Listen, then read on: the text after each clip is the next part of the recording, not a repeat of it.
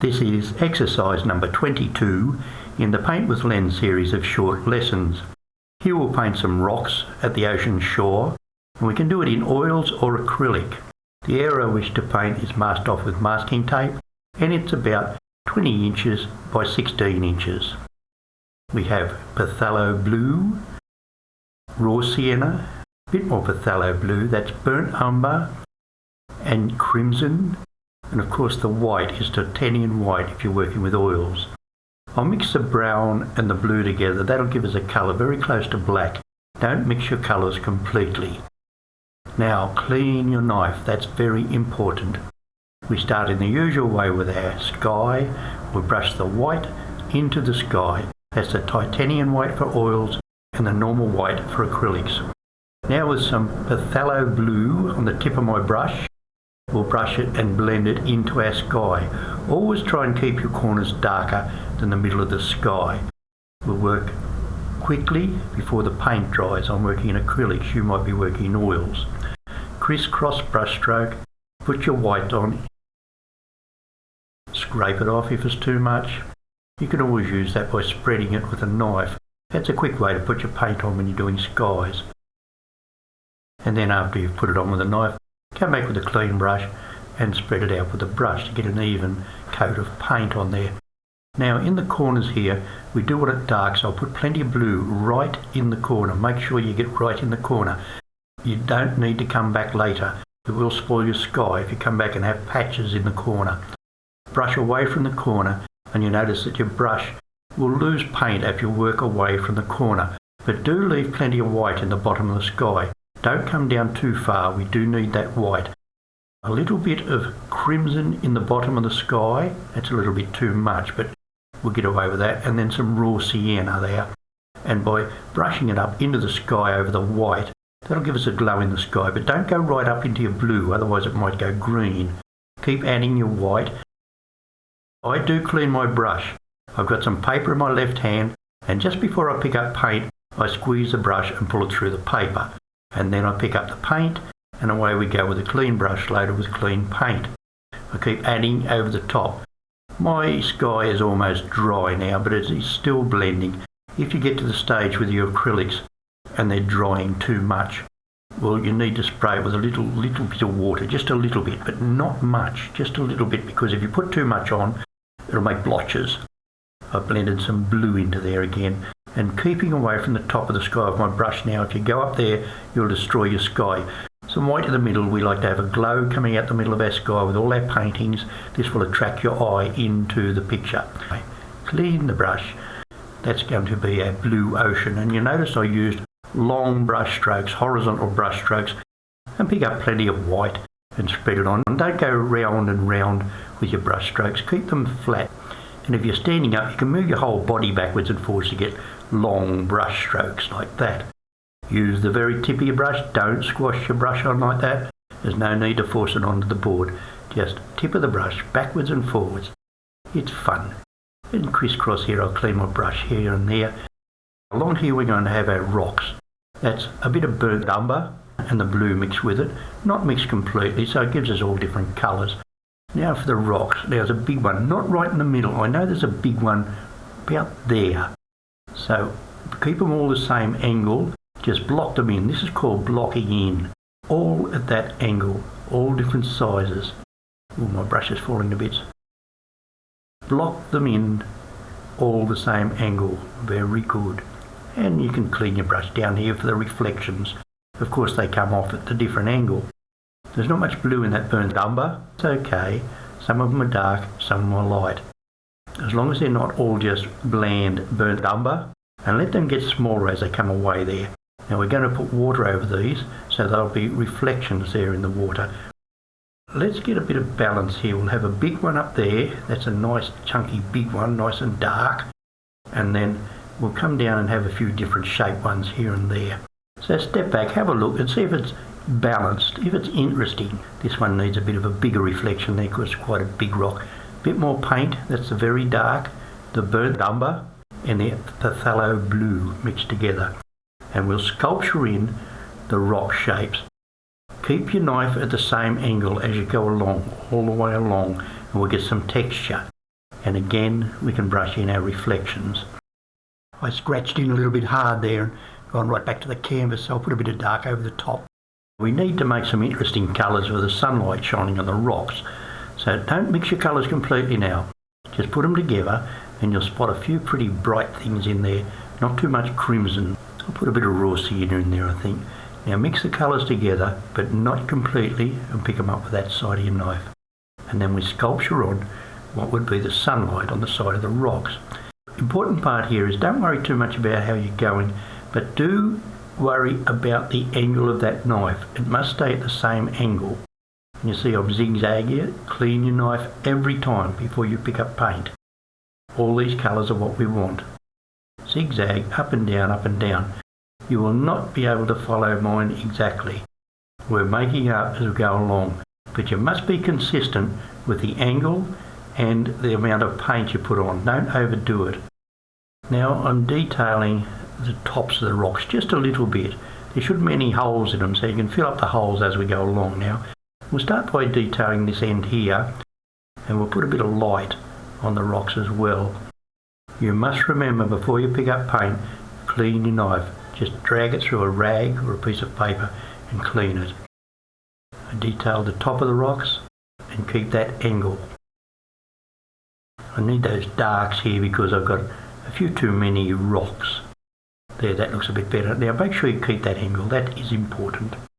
Now with some light colours we can put the sunlight on the top of the rock. I just place the knife in a little bit of the light colours. That's not pure white, that's a few different colours together but not completely mixed. Just to get that bit of sunlight look, but it must be on the top of the rock. So don't go into your darks, keep your darks. Now with a flat hog bristle brush, we can pull a bit of the paint from the rocks down into the water at an angle opposite to the rocks and then straight towards us over the top of that again. I've cleaned my brush now and dirtied it a little bit of white. We've got a little bit of white on there and that'll give us the white reflections. Don't be too fussy with these. There we are. That'll do. That's not too bad. You can make that up as you go along, and when you finish putting your paint on for your reflections, do pull it straight towards you, and with a clean brush you can do a horizontal line which will give you a very glassy looking water sometimes. Now some frothing up here from the waves, so we'll put a bit of white there, and I'll carry on and darken these rocks again. I've put some burnt umber and it didn't have enough blue in it, so I'll put a bit more blue in it there. And watch the tip of the knife, the very tip of the knife. So keep your angle and look at the very tip as you're working. Just sculpture it on. Don't go back over it too much. And again we come back with our brush and put our reflections in. Now with some very bright colours and the painting knife, we'll mix it by having white and tints of all the other colours. Mix it till you have a bit of a marble effect. Don't mix it too much. Clean your knife. Pick it up on the edge of your knife and then spread the bright colours on the top of the rocks in places, not all over it. Now here you'll have to be careful not to overdo it. You can weave it down a little bit, but put it here and there. It's better to put a little bit here and there first and come back and touch it up later.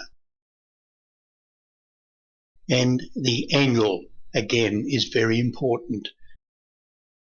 Now don't put too big a detail pieces here. This is the edge of the painting. We want people to look at the middle of the painting. Carry on the little bits of light and dark on the rock. I'm loading my knife many times here, and I'm cleaning the knife every time before I load it so I don't get muddy colours.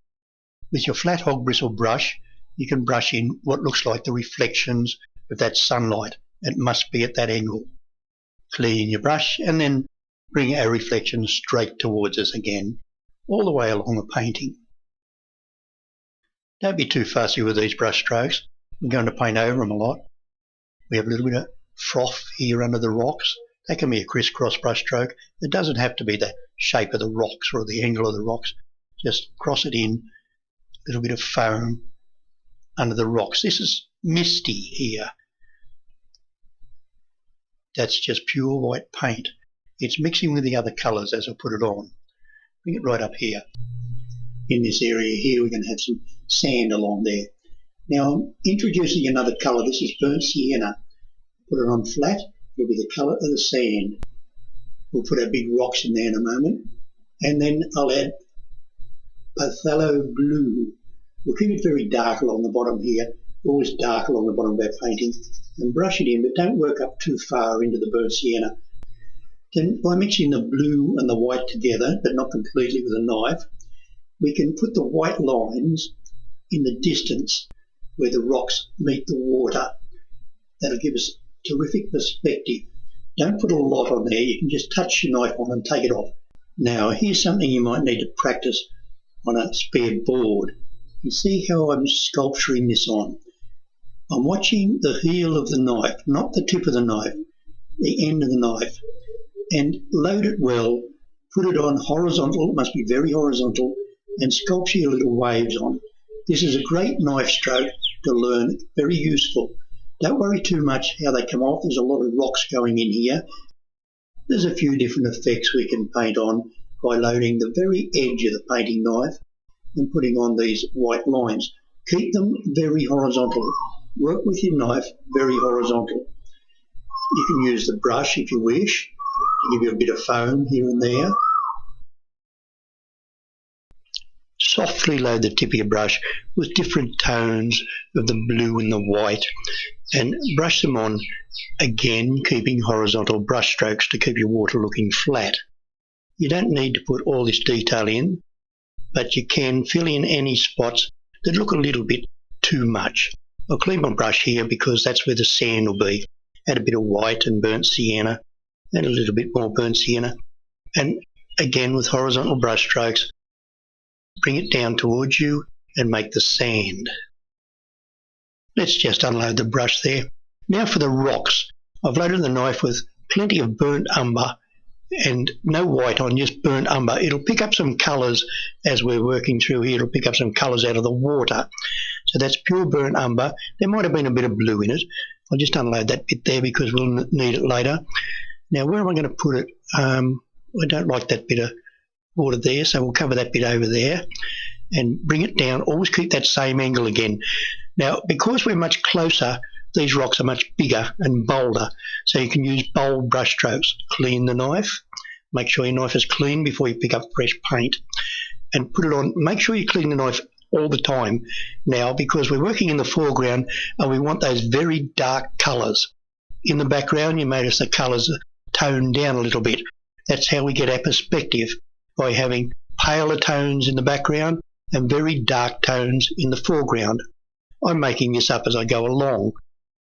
I try to cover the bits I don't like and emphasise the bits I do like. Those little white lines look better in there. That'll attract your eye in between those two rocks. But when I finish you might not see them. Along the edge of the painting, don't have anything very exciting right on the edge. Now here I'm putting in the burnt sienna and white. It's very crispy. That's just burnt sienna and white mixed together, not completely mixed, picked up with the edge of the clean knife and placed on at the same angle as those rocks in the background. But because these rocks are much closer to us, these colours are much more vibrant. So we'll plaster on here some more vibrant brown, there's some sand going in there, and white and burnt sienna on the top. Now let's see how we're going. Here we can brush in what will be the sand. I'll just fill that in with long brush strokes, and we'll put some darks on the edge of the painting so it doesn't attract your eye to the edge of the painting, and some darks in the corner of the painting. And here we'll rough it up, make it a bit like sand. You can do it with a knife, it's a good idea. You put it on and just put the knife on and lift it off. It'll give you a bit of a standy look. Then while we're with the knife, I might as well detail these rocks a little bit more. There's a bit missing there. A little bit of light in here to attract your eye to that area, but not right to the edge. Then we'll have some water, a bit of blue and white, and bring the reflection straight towards you. There's a lot of waves over this, so this is really the undercoat for what's coming next. Bring those reflections across at the angle for the rocks and then straight down over the top. And we can sculpture in these little waves. You do need to load the very edge of your knife. Look at the heel of the knife when you're working. Sculpture it on there. I'll darken this corner We need it very dark here, and brush in some darks and some burnt sienna and white over the top, a little bit of raw sienna in there also. I'm not sure what we're having here, but we'll colour in that bit there.